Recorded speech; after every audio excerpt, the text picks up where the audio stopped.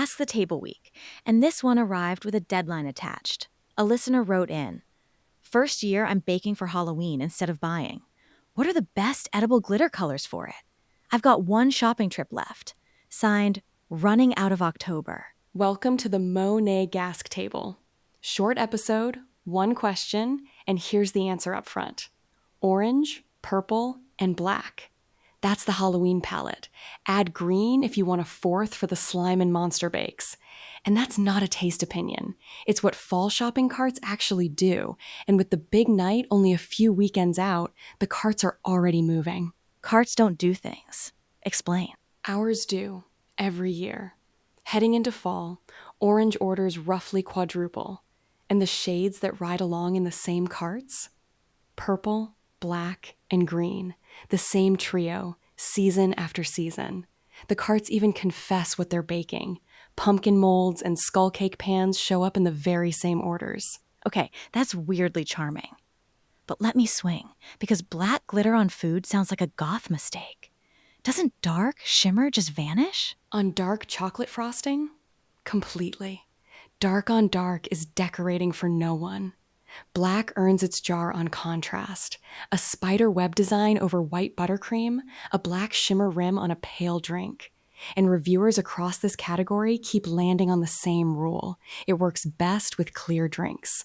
A pinch of black in a clear, sparkling lemonade reads as full witch's potion. Fine, contrast noted. Now the wallet swing. 3 jars at about $15 each for one single night of the year? That's a decoration tax. And that's the round you win, partly. Nobody needs the whole palette on trip one. One jar of orange reads Halloween all by itself. That's the anchor. But here's the part that softens the math. The serving is 0.1 grams a drink. A 10-gram jar pours about 100 servings, and a 15-gram jar runs about 150. Your orange doesn't retire on November 1st. It's fall baking, a birthday cake in spring, next year's party. The costume gets worn once. The jar doesn't. So buy in order, not in bulk. What's the order? Orange first, the anchor. Black second, for the web cakes and the potion rims. Purple third, that's the witchy drink color.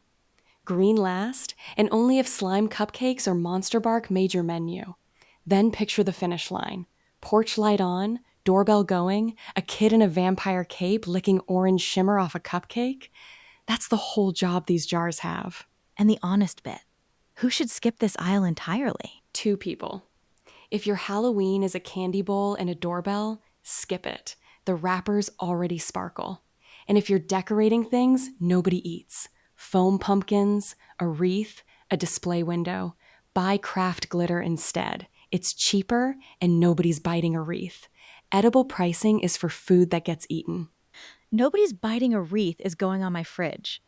Okay, recap for the listener with one trip left. Orange, purple, black, green if you're feeling monstery. Start with orange if it's one jar. Black wants a light background. And the jar keeps working long after the costumes hit the bin. That's the answer. One footnote before you go. If you want the exact shades, the Munjasque Fall Palette is on Amazon. Orange Beach, Lavender Fields, and Midnight Black in the 10-gram drink glitter jars, plus orange, purple, and black in the 15-gram luster dust line. And you won't be shopping alone. Search interest for edible glitter in late October runs well above its quiet spring baseline. The season sneaks up. Which tees up next week, because you've sold me the colors. Now what do I do with them? How do you use edible glitter for Halloween baking? Wet or dry, before or after the oven. That's next time. This show is made with AI-crafted hosts and human-checked facts. See you at the table.